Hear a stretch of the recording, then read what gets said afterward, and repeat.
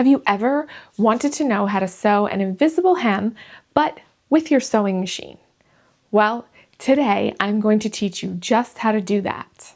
Hello, my name is Shannon and this is Sewing with Nightmare. On this channel, I make all kinds of things, including cosplays and many me-made clothes. I am currently trying to create an all-handmade wardrobe. Last week, I showed how to hem a pair of pants by hand. This week, I'm going to show you how to do the same thing, but using the sewing machine. The prep work and all of the measuring and all of that stuff is still the same. So if you're unsure about how to measure or prepare the pants, you can go watch that video. I'll link it in the description, or I'll put a card.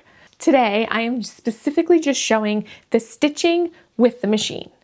I will be finishing a hem on a pair of pants, these pair of pants right here. I won't be modeling these pants because they don't actually fit me. I made these pants many years ago and I never finished them, and I just recently found them.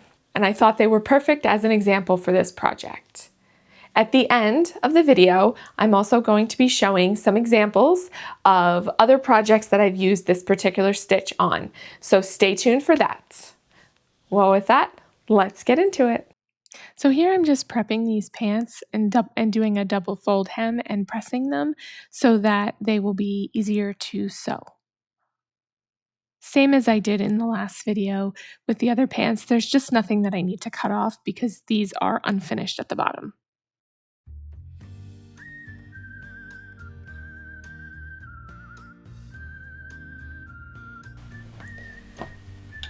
So now that they're pressed and even, we're going to take this, okay, this is my blind hem foot that I have for mine, and it has this little thing here on the back that keeps it against the fabric, and we're going to use this to sew it with my sewing machine. Number 13 here is the stitch I'm going to be using to sew it with my sewing machine. Once I have the hem all folded over and ready to go, what you're going to do is, this is on the inside, and this is the hem that I folded over onto the inside. It's a double fold. So in order to have it be ready to stitch it, you're going to just flip it like this. So if you didn't see that, it was, here's my fold, here's the inside of the pants here, and then you're just going to take it and flip it. So now this is the folded edge. This is the double fold, and this is the inside of the pants.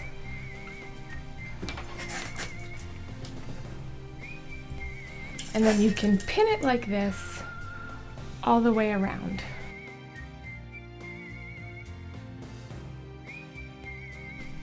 Again, here's the fold, here's the inside, and I'm just taking it like that. So that now, under the machine, this is where the fold is going to be, and this is the inside of the pants.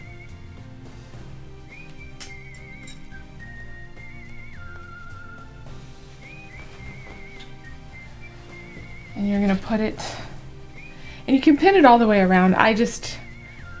It doesn't really matter because these pants don't fit me, so I'm not going to do it for here. And when you put it in here, you're going to put it so that this butts right up against this piece here.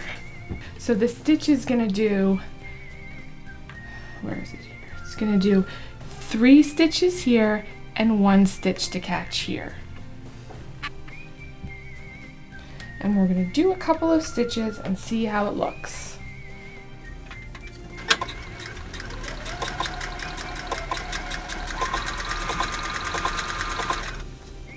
So this is what the stitch looks like.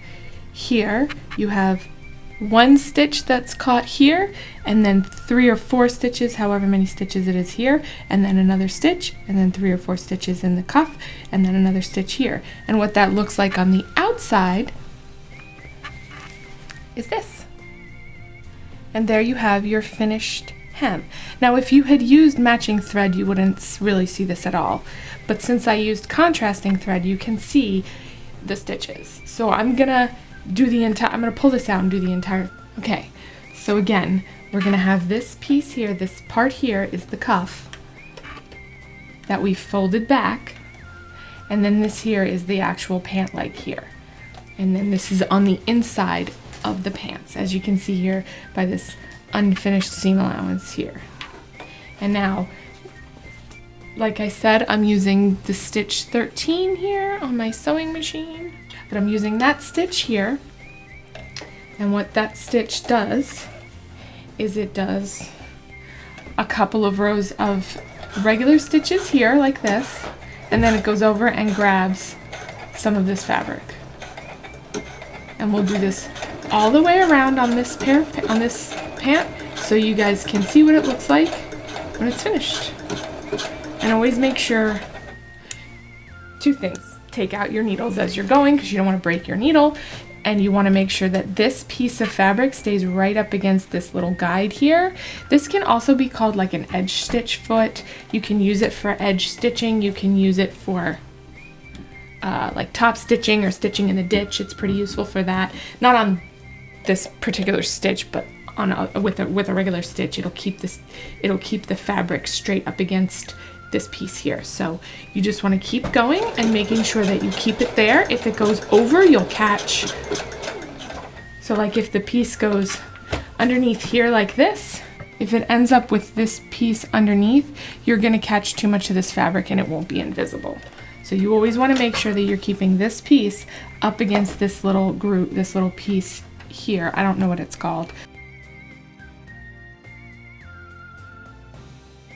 And when you get here to where like the seam allowance is and everything, you're just going to have to make sure that you're real careful. Just go real slow and be real careful because this is very bulky and you might have to help it along a little bit. Actually, it went through just fine. But sometimes if it's really bulky there, it can be a problem.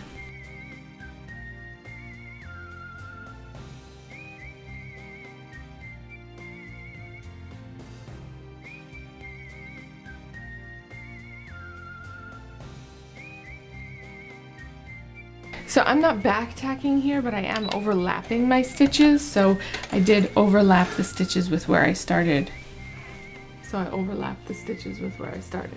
Okay, here's the inside of the pants here. You can see my seam allowance here, which I didn't finish because, like I said, I made these pants years and years ago when I first started sewing, and they do not fit me anymore. So inside, here is when I pull the cuff straight. Here's what it's going to look like on the inside, but this, it's not perfect. This is the outside. I didn't pin it perfectly, so it didn't come out amazing. So here's your stitches that you would not be able to see if you had used a matching thread on the outside. And you can see here where the seam allowance was, you don't even see the stitches because it caught the seam allowance on the inside for the stitch. So here you can see on the outside it didn't catch. On the inside here it caught some of the seam allowance here on this, but here it skipped a couple of stitches, and sometimes that can happen when you're sewing with the sewing machine, which is why I don't really like using the sewing machine because it's not perfect. When you do it by hand, you know if you didn't catch the stitches. But so here's what the inside looks like, and then again the outside where you can kind of see some of the threads, but if you're using a matching thread you won't be able to see it. It will blend seamlessly in with it. But here again you can see it skipped a stitch here, and this just bunched up because I didn't have it folded over right, but this also skipped a stitch, and here it probably skipped a couple stitches there too. No, it didn't. But like I said, this is one way to do it, and you can hem pants this way, or you can hem a dress this way. But the way I prefer to do it is by hand because it's a little bit more precise. You can get the exact result that you have a little bit more control over, and you can get the exact result that you want. So that's why I prefer to do it by hand. So I'm going to just do the other side real quick, showing you again how I get it ready. Which again, this is, here's the inside of the pants with the cuff that I just folded over and ironed, and you're just going to take it and flip it like this. And that's it. And then you're just going to pin it in place. without stabbing yourself, preferably. Same thing here. This is the inside of the pants here where the cuff is, and then you're just going to flip it. And then when you're putting it under the sewing machine, under the presser foot, you're just going to make sure that this is the inside of the pant leg. This part here is over here on this side because the stitches are going to be on this side. And this fabric here is folded over and butted up against this piece of this foot. So one thing I forgot to mention is when you are stitching, you just want to make sure that you are keeping that folded over piece of fabric butted up against that guide on that foot. And that will make sure that it is catching the stitches when it does the little zigzag stitch.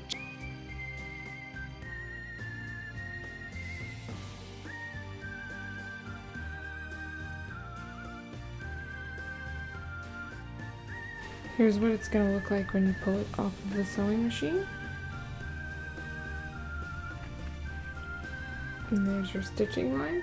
Then when you pull back the cuff on the inside, this is what you're going to see. And then on the outside, these are the stitches that you're going to see. Of course, like I said, if you were using a contrasting or a matching thread, you would not see this. You might be able to see some of the thread, but that's why you just want to make sure you match it real well. And that's it. That's how you would hem a pair of pants using a sewing machine. So here I have a dress that I used the same method on, but this one I used matching thread. So on the hem, I used the same method. So you can see the stitching is the same, but because the thread matches pretty well, it's almost invisible. So you can see, you really can't see the stitching on it. Like just a little bit right here maybe. And that's the same thing all the way around on the hem of these. And then here I have a pencil skirt that I did the same thing. So you can kind of see it here just a little bit. You can see where the hem is, but you can't actually see the stitching. And then here is the inside of it. It's really visible here on the inside cuffed portion, but not on the outside. So those are some examples of projects that I've used this stitch on. I hope you guys enjoyed this video. If you like my content and want to support my channel, please like and subscribe. Leave a comment in the comment section below on what you thought and what you want me to do next. I do have some dresses and some skirts that need to be altered or upcycled, so I can do that on this channel if you guys would want to see that. Thanks again for watching, and I will see you guys in the next video.